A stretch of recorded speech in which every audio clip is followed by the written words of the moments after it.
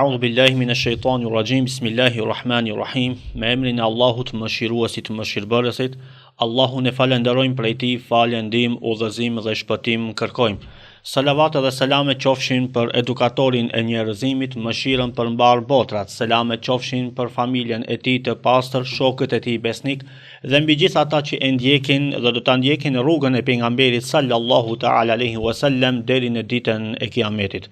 Të nderuar ju teleshikues të TV Muftinis dhe ndëgjues të Radio Vatit, jeni në valët 88.4 të Radio Vatit në emisionin fetar Këshilla e Xumas, që emetohet çdo të premte para namazit të Xumas.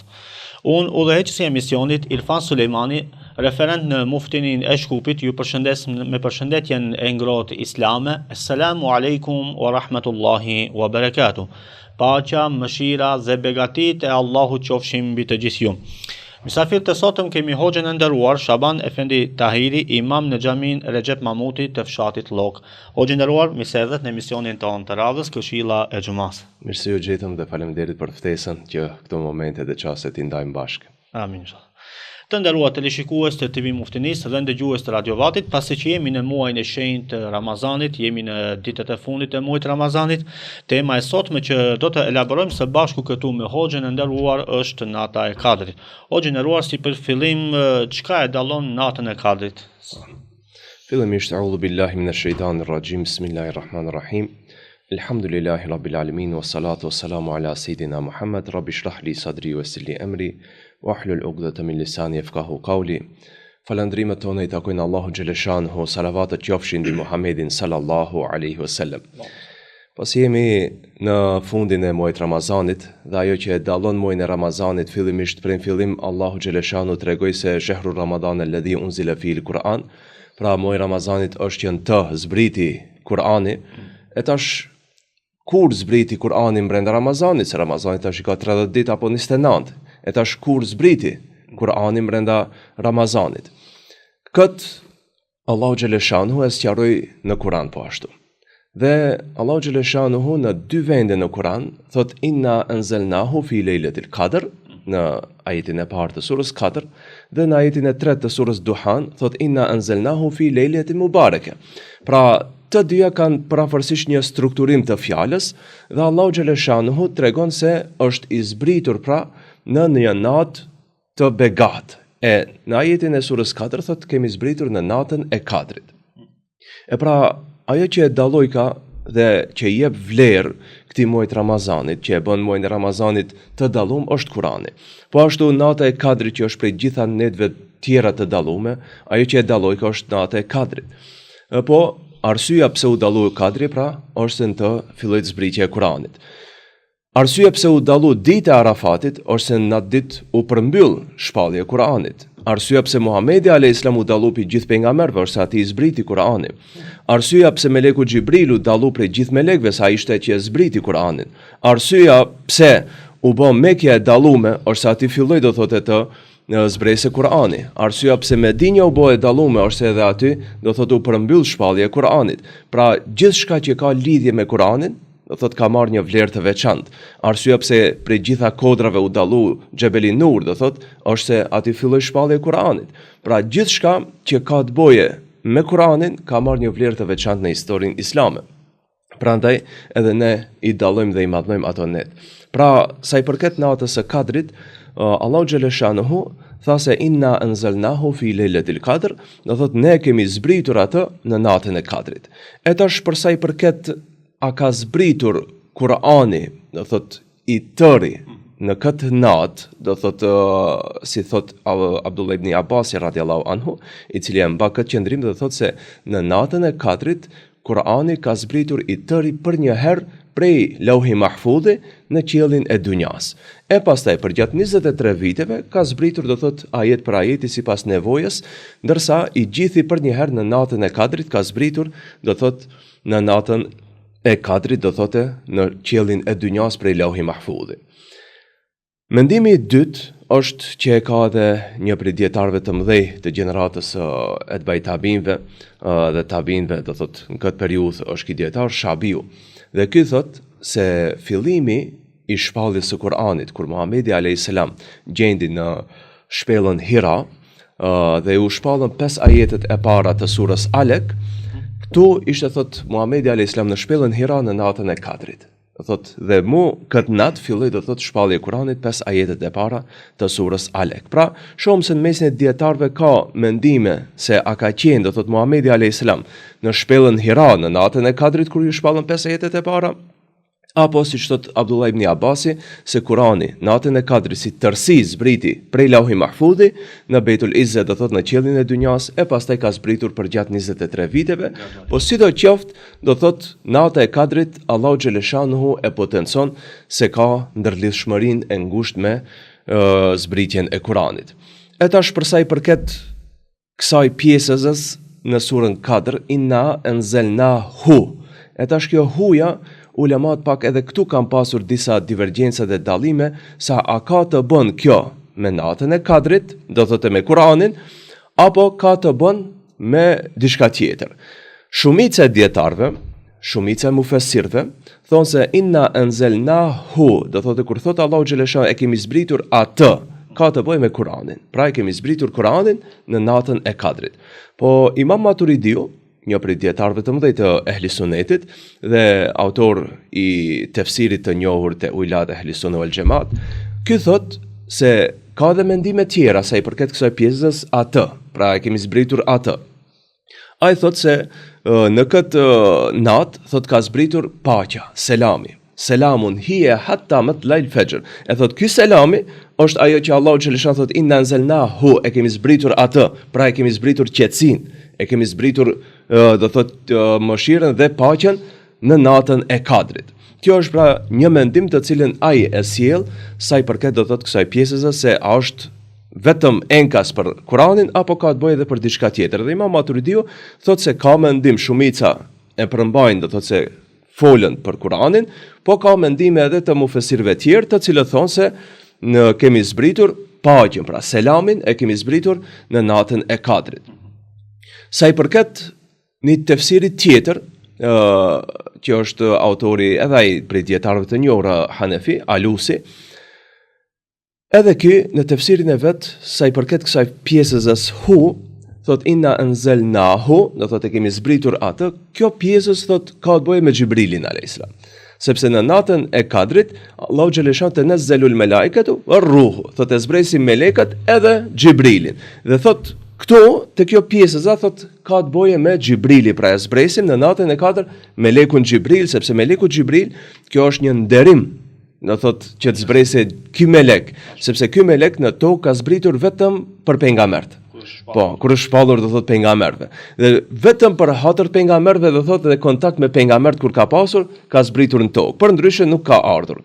E tash Allahu xhaleshanhu për ta nderuar umetin e Muhamedit alayhis salam e ka zbritur edhe në natën e Kadrit melekun Xhibril që t'i nderoje do thot besimtarët musliman, edhe ata të jenë do thot të përfshim me takimin e tyne, edhe pse ne nuk e shohim, po Xhibrili alayhis salam do thot si melek është në mesin ton dhe sheh besimtarët si veprojnë me ibadetet e tyne, sa janë aktiv dhe sa janë të angazhuar me veprimtaritë e tyne në lidhje me adhurimet të cilët ja përkushtojnë Allahu xhaleshanu dhe dëshirën për të arritur kënaqësinë e Zotit. Pra, parafërsisht, ajo që e dallon kryesisht do thot natën e Kadrit e para është do thot zbritja e Kuranit, dhe e dyta Allahu xhaleshanu e quajnë natë e begatshme në surën Duhan ku thot inna anzalnahu fi lejletin mubareke, pra e kemi zbritur atë në një natë të begatë. Pra është natë e begatshme me shumë mirësi dhe me shumë veçori të shumta të cilat Allahu xhaleshanu i ka bërë të mundshme që ummeti Muhamedit alayhis salam ti përjetojnë dhe ti shijojnë ato kënaqësi. Allah i shpëleft o gjendero.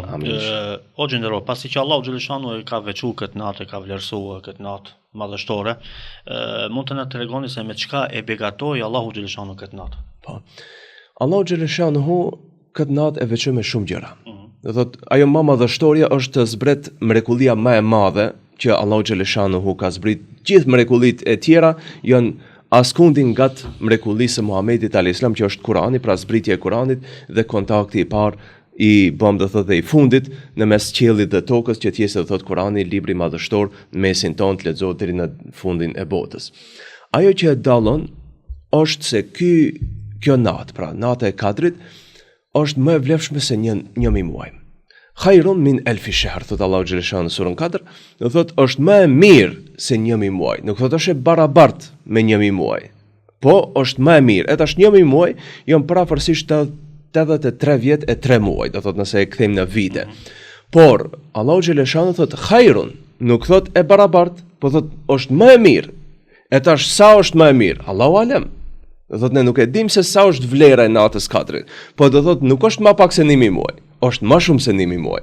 E kjo, përse Allahu xhaleshanuhu e bëni që të përmendet muaj, do thotë si numër 1000, nga shkaku se pejgamberi alayhis salam ju tregonte sahabëve të tij për gjeneratat e kaluara, se si njerëzit në ato gjenerata jetojshin shumë vite, për shembull në kohën e Nuhit alayhis salam ndoshta arrishin edhe moshën 1000 vjeçare. E pastaj ka shku duke u shkurtu mosha e njerëzimit, po parafërsisht popujt e përparshëm, ata sidomos të gjeneratave të hershme, kanë jetuar shumë gjatë dhe kanë pasur mundësinë që të bëjnë shumë adhurime të ndryshme brenda asaj periudhe.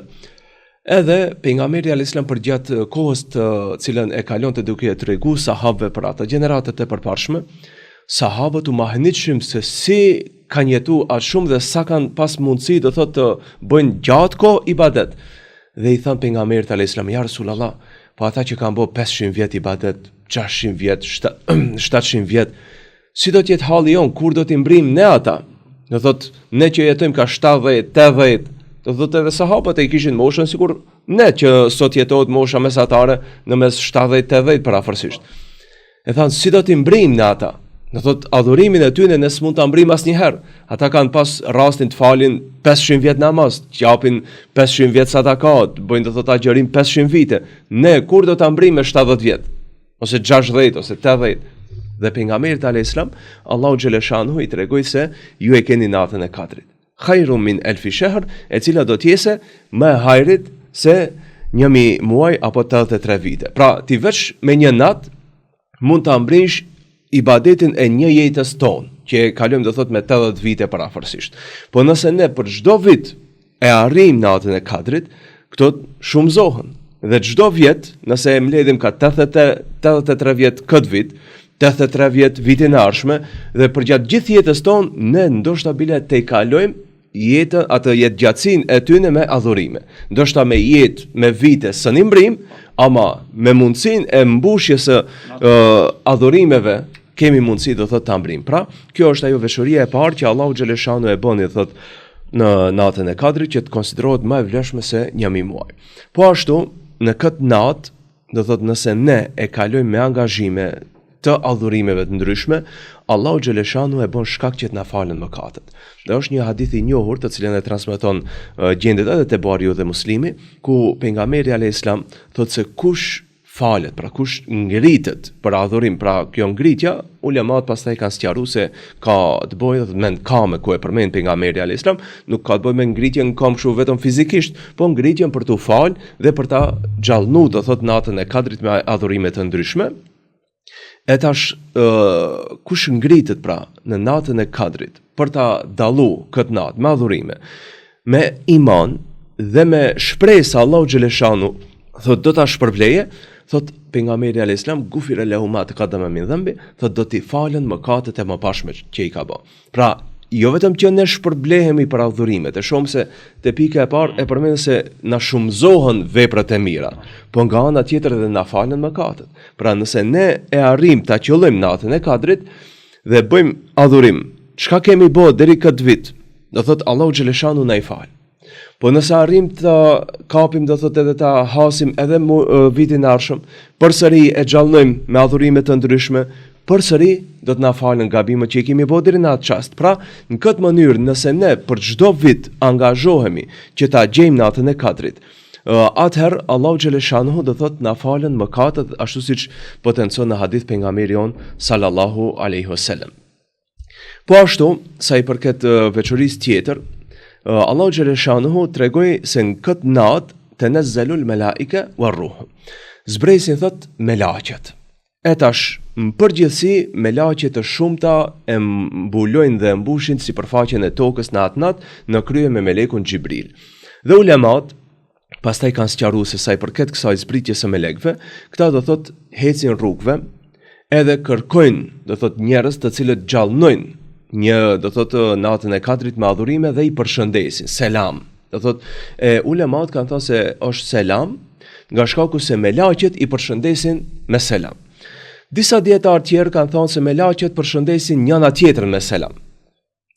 Po, në përgjithësi, një numër i madh i mufesirëve thonë se melaqet shkojnë edhe meleku Xhibril shkojnë edhe i përshëndetin, do thot besimtarët të cilët i hasin nëpër xhamia, i hasin nëpër shtëpitë e tyre duke bë ibadete të ndryshme dhe deri në mëngjes ata i përshëndesin me selam. Sa i përket kësaj fjalës ruhu, do thot zbresin melekët dhe shpirti. E tash numri dominant i mufesirëve kanë thënë se me fjalën ruh ka të bëjë me melekun Xhibril. Se Allahu xhaleshan edhe në disa vende tjera në Kur'an e quajnë Xhibrilin me nocionin ruh. Po disa dietar tjerë pastaj përsëri kanë hasur në mendime të ndryshme, ku kanë thënë se me fjalën ruh ka të bëjë të thot me shpirtra. Dhe një prej atyne të cilët e mban këtë mendim është edhe Alusi, i cili thot se Allahu xhaleshanu ja mundson edhe shpirtrave të besimtarëve të shohën në këtë natë se si veprojnë në shtëpitë e tyre ata familjarët e tyre të cilët i kanë lënë pas vete dhe si veprojnë ata në natën e Kadrit. Pra kjo është edhe një mendim të cilën dietarët e kanë shpreh me nocionin ruh, disa kanë thënë se ka të bëjë me mëshirën, po edhe mendime tjera. Po kryesisht do thotë numri dominant i mufesirëve bën qendrim se në natën e Kadrit zbret meleku Xhibril në krye të melekëve tjerë dhe zbresin në tokë, edhe këta vizitojnë, do thotë, edhe pse vazhdimisht në tokë ka melek, sidomos një grup i melekëve që quhen Seyahun, që thot pejgamberi alayhis salam, këta gjatë çdo nate udhtojnë nëpër tokë edhe ecin dhe kërkojnë vende me xhlise ku përmendet Allahu xhaleshanu dhe që të bashkangjiten me ta. Po ashtu edhe veçoria tjetër është se është paqe. Selamun hiya hatta matla'il fajr, do thot deri në kohën e mëngjesit, do thot kjo natë është paqe. E tash paqe, disa dietar thash e kanë komentuar se ka të bëjë me përshëndetjen e melaqeve me selam të besimtarëve. Disa kanë thënë se përshëndeten me laqet ndërmjet veti, disa kanë thënë se në këtë natë është paqe sepse shejtani nuk ka fuqi të ndikojë tek besimtarët në këtë natë. Disa kanë thënë se dami dhe sherri është më pak në këtë natë deri në mëngjes. Pra ka mendime të ndryshme, po sidoqoftë, paqja Allahu xhaleshanuhu është deri në mëngjes në natën e Kadrit dhe inshallah taala ne të mundohemi që të arrijmë këtë paqe, e cila do të jetë pastaj paqe të shpresojmë gjatë gjithë vitit ta kemi me ne, me veten tonë dhe kudo që të jemi në paqen e Zotit dhe selamin e Tij. O xheneror, çka na tregoni në lidhje me këtë pyetje se pse Allahu xhaleshanuhu e fshehu këtë natë madhështore? Po, kjo është e fshehur nga shkaku se pejgamberi alayhis salam prej fillim kur u tregoi sahabëve të tij, një natë dol pejgamberi alayhis salam me dëshirën që t'ja u tregojë atyne se kur është nata e Kadrit. Po kur dol pejgamberi alayhis salam, pa dy besimtarë, dy muslimanë të cilët u grinçin me njëri tjetrin. Dhe shkoi pejgamberi alayhis salam, ndërhyri, i qetësoi dhe ju foli atyne dhe Allahu xhaleshanuhu bëri që ai ta harroje kur është nata e Kadrit. Dhe pastaj doli e mbajti një fjalim para muslimanëve dhe ju tha Allahu xhaleshanu më tregoi, por thot më bëri që ta harroj këtë natë. Ndoshta thash më hajër për ju, po tha kërkonja tha këtë natë në netët tek në dheqin e fundit Ramazanit. Pra të kërkohet në netët tek. Në një hadith pejgamberi alayhis salam kërkonja tha në 10 netët e fundit. Jo rastisht edhe vet pejgamberi alayhis salam në 10 netët e fundit, do thot e ngritte atë shtratin e vet. E palojte dhe lite anësh. Do thot e gjallnojte me ibadet më shumë në këto netët e fundit, 10 netët e fundit hynte edhe në itikaf. Pejgamberi alayhis salam e kishte këtë traditë të cilën pastaj e përcollën edhe bashortet e tij mbas vdekjes që hishin në itikaf në 10 netët e fundit, përpos në Ramazanin e fundit pejgamberi alayhis salam hyri 20 netët e fundit. Ndërsa në përgjithësi 10 netët e fundit pejgamberi alayhis salam i kalonte në itikaf me dëshirën që ta takojë dhe ta hase natën e Kadrit. Pra pejgamberi alayhis salam në një hadith pra tha kërkonja në 10 netët e fundit, ashtu siç vepronte edhe ai në traditën e tij dhe në sunetin e tij që të kërkojë në 10 netët e fundit. Pastaj e specifikoi në një hadith tjetër ku tha pejgamberi alayhis salam kërkonja tha në netët tek. Do thot netët tek 21, 23, 27, 25, 27 dhe 29. Dhe pastaj pejgamberi alayhis salam me këtë na bëri me dije se nëse ne si musliman do të kemi kacafytje, do të kemi grindje, do të kemi hasmari, do të kemi mosmarrveshje, do privohemi prej shumë mirësive. Pra pejgamberi alayhis salam me këtë hadith na bëni me dije se një mirësi e humbët që mos e dini se kur është nata e Kadrit, siç e dim që është dita e Arafatit. Por shumë ditën e Arafatit e dim saktë se kur është. Dhe kemi pas mundësi do ta dishim edhe natën e Kadrit saktë si është. Si Arafati që është dita më e vlefshme, do ta dishim edhe natën më të vlefshme. Po prej kësaj u privum shkaku i mosmarrveshjes së muslimanëve mes tyre. Nuk ish problemi vetëm i atyne dy personave, se nuk është e rëndësishme as nuk dihet emri i atyne dy personave kush kanë qenë. Por ajo që pejgamberi alayhis salam dëshiron të na bëjë me dije, është se çdo herë kur do të keni mosmarrveshje në mes jush si musliman, do të privoheni prej mirësive të shumta, prej mirësive të mëdha. Edhe ne e kemi pa çdo herë se çdo periudhë kur muslimanët nuk kanë qenë unik, nuk kanë qenë të bashkuar, do thotë kanë qenë privuar prej shumë mirësive të shumta. Ose u ka hyrë do thotë përçamje e madhe, shkatrimi i keq, do thotë fesadi i madh. Prandaj çdo herë me këtë pejgamberi alayhis salam ka dëshiruar që neve të na bëjë me dije dhe të na tregojë që të mbajmë unitetin. Se nëse ne nuk jemi unik si musliman, kot që kërkojmë natën e Kadrit. Do të kot që ne mundohemi ta xhallojmë me adhurime, kur nga ana tjetër nuk jemi ata të cilët jemi bashkë me njëri tjetër. Si veproi një herë Abdullah ibn Abbas radhiyallahu anhu, i cili ishi mbyllur në itikaf. Dhe dikush i kërkoi ndihmë. Dhe Abdullah ibn Abbas i dol që të shkojë të ndihmojë që a hekeni dert vllaut vet. Dhe ai u habi tha, o Abdullah ibn Abbas, nuk ishe tha në itikaf, e prishë tha itikafin. Tha, më e rëndësishme tha është të dalë dhe të ndihmojni vllaut, se sa të ri me vite tha në itikaf. Pra, këtë se ne mundohemi të përkushtohemi ndaj adhurimeve, kur nuk jemi ndihmën e njëri tjetrit, kur ne nuk jemi të bashkuar. Si sot që shohim për shembull boll musliman angazhohen me adhurime individuale, ama nuk janë unik në çështjet e problematikave madhore. Për shembull, boll shohim se muslimanët nuk janë unik edhe për çështjen e një armikut të përbashkët. E kuma për diçka tjetër. E tash nëse ne për çështjet madhore, të cilët i tangojnë do thotë muslimanët, s'kemi mundësi të gjejmë gjuhë të përbashkët, e pastaj mundohemi të gjejmë gjuhë të përbashkët kur është natë e Kadrit. Por kjo është punë më e vogël kur ne i lëm sendet më të mëdha. Prandaj, inshallah taala le të jetë pra natë e Kadrit një moment uniteti i muslimanëve që të bashkohen dhe të mundohen të thotë që ta xhallojnë dhe të bëjnë dua që të lutën besimtarët të jenë bashkuar gjatë gjithë kohës. O gjendërora, ashtu pra siç ka thënë pejgamberi alayhis salam, kërkoi një natën e Kadrit në 10 të fundit të muajit Ramazanit, në të tek. Si e shpjegoni këtë kur është kjo natë? Po. Tash dietarët kanë pasur shumë mendime. Do thotë nëse hyjmë në tefsire, hyjmë në librat të cilët sqarojnë këto tematika, do të gjejmë shumë mendime. Prej atyre të cilët na kanë treguar do thotë se ka shumë mendime është edhe një prej dietarëve të mëdhej të hadithit, Ibn Hajar al-Asqalani, i cili thotë në lidhje me në atë librin e sqarimit të Imam Buhariut Sahihun e tij, aty ai sqaron dhe thotë se për çështjen e natës së Kadrit, kur i sqaron hadithet e natës së Kadrit, thotë dietarët kanë shpreh 46 mendime. Se i ka tubu do thotë gjithë mendimet e dietarëve, se çfarë po ka tubu do thotë edhe ka pasë janë 46 mendime të ndryshme se kur është nata e Kadrit. Dhe nga kjo, do thotë që i hulumtim që e ka bëu dietari madh i hadithit, shumë se ka shumë mendime të shpërndarë nëpër librat e ndryshme të literaturës islame.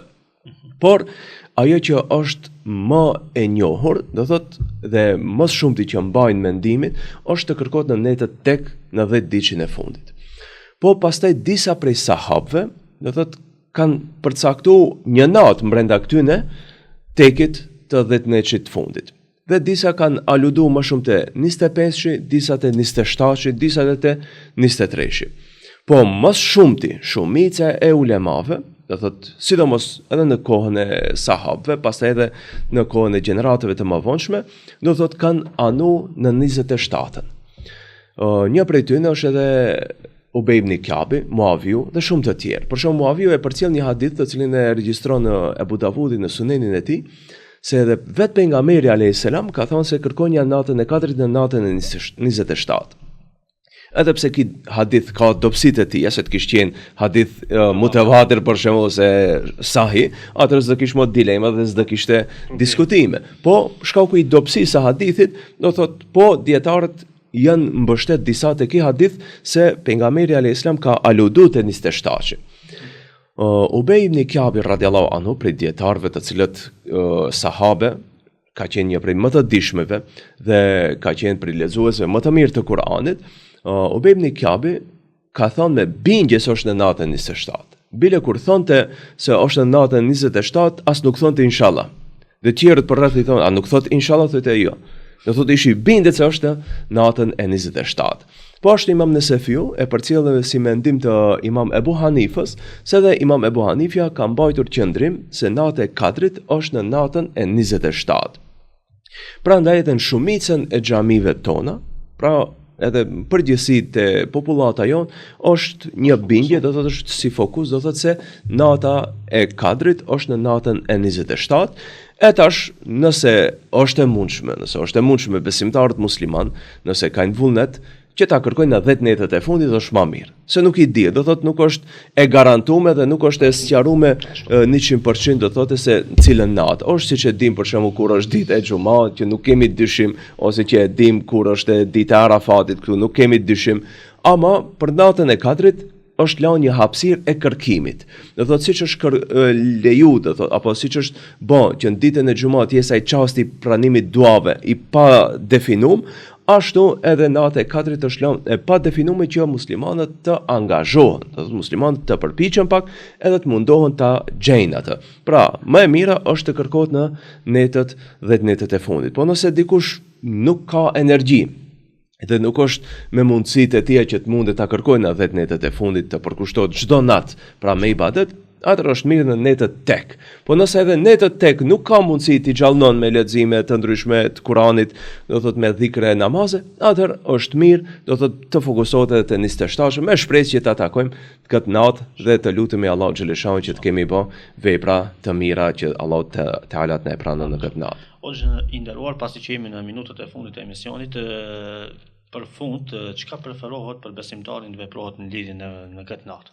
Po, është mirë që besimtari musliman ta dallon me ibadete të ndryshme. Është mirë të bëjmë dhikr, atë dhikr të cilën na e përcoll edhe Aisha radhiyallahu anha, bashortja e pejgamberit alayhis salam, e cila po ashtu ishte interesuar për këtë pyetje dhe ajo vetë pyeti pejgamberin alayhis salam, tha ja Rasulullah, tha nëse e hasim tha këtë natë, çka të them? Dhe pejgamberi alayhis salam i tha asaj, tha thuaj Allahumma innaka afuun kerimun tuhibbul afwa fa'fu anni. Tha o Zot, ti e tha falës, e don faljen, më fal mua. Pra këtë dhikr të lehtë ja mësoj bashortës vet, po njëkohësisht edhe gjithë besimtarëve musliman, se ne jemi ata të cilët e ndjekim sunetin e pejgamberit alayhis salam dhe marrim atë të cilën ne kanë përcjell sahabët deri tek gjeneratat e tona. Pra ky dhikr është mirë të bëhet sa më shpesh brenda kësaj nate, po ashtu është mirë ta dallojmë me lexim të Kuranit, të angazhohemi që nëse na ka ngel ndonjë xhuz, se zakonisht njeriu nis në Ramazan do thotë ta mbrihen një hatme, po ndonjëherë ngecën. Do thotë dëshiron dhe ngec ndonjë xhuz, ndoshta pak më mbrapa, bëhet natën 27, ai ka ngec ende te xhuzi 23. Dhe është mirë këtë natë bërëm të mundohet të arrije bërëm që ta përfundoje një hatme brenda Ramazanit. Edhe vetë Imam Ebu Hanifja për dietarëve të mëdhej thonte nëse njeriu arrin ta bëjë një hatme në vit, do thotë ka arrit, do thotë ta bëjë atë minimumi që i lypet një besimtari musliman, e bërëm le të jetë kjo hatme në Ramazan që ne t'ja japim atë hakin tonë, pse hakin Kuranit si një japim asnjëherë, po spaku mos e lam nën minimumin, do thotë që ta bëjmë një hatme brenda Ramazanit. Po ashtu është mirë të bëjmë edhe dhikre tjera. Këtë dhikr të cilën e përmendëm që përcillet pej Aishës radhiyallahu anha, po edhe dhikre tjera duke thënë subhanallah sa më shumë, elhamdulillah, la ilaha illallah, Allahu ekber, la haula wala quwata illa billah, pra ta xhallojmë me dhikre të ndryshme. Po ashtu të falim namaznate as sa kemi mundësi, 2 rekat, 4, 8, sa të kemi fuqi, sa të është e mundshme, është mirë të thotë me fal ndonjë namaz, të japim ndonjë sadaka nëse kemi mundësi. Po ashtu edhe të bëjmë dua sa më shumë, që ta lutim Allahun xhaleshanuhu që neve si musliman na mëshiron këtë botë, na ndihmon që të shpëtojmë botën tjetër, na ruajmë prej xhehenemit, na bëjë të mundshme xhenetin, që ndihmon gjithë muslimanëve kudo që janë nëpër botë, që ndihmon muslimanëve që janë të shtypur në Palestinë, të jep paqe në për shtetet e muslimanëve, të largohet fitneja në mesin e muslimanëve dhe dua të ndryshme me të cilat ne të lutemi për të mirën tonë, individuale, familjare, po edhe shoqërore në përgjithësi, që Allahu xhaleshanu të shlon rahmet mbi ne dhe të na e përmirëson gjendjen në të cilën jemi. Ju falenderoj. Allah ju shpërbleft për elaborimin e temës dhe shpresojmë që këshillat e juaja kanë qenë të dobishme për televizionistët e TV Mufti News dhe dëgjuesit e Radio Vatit. Ju falenderoj shumë edhe ju për ftesën e njerë, Allahu qoftë i kënaqur me këtë fjalë. Amin inshallah. Të nderuar ju televizionist të TV Mufti News dhe dëgjues të Radio Vatit, këtu është fundi i këtij emisioni ku mysafir kishim hoxhën e nderuar Shaban Efendi Tahiri deri në emisionin e radhës. Mirëmbëjtje, Allahu pranoj gjitha lutjet dhe ibadetet e kësaj dite madhështore dhe për hir të këtij muaji të bekuar të Ramazanit. Zoti na pranoj gjitha lutjet tona. Amin. Walhamdulillahi rabbil alamin.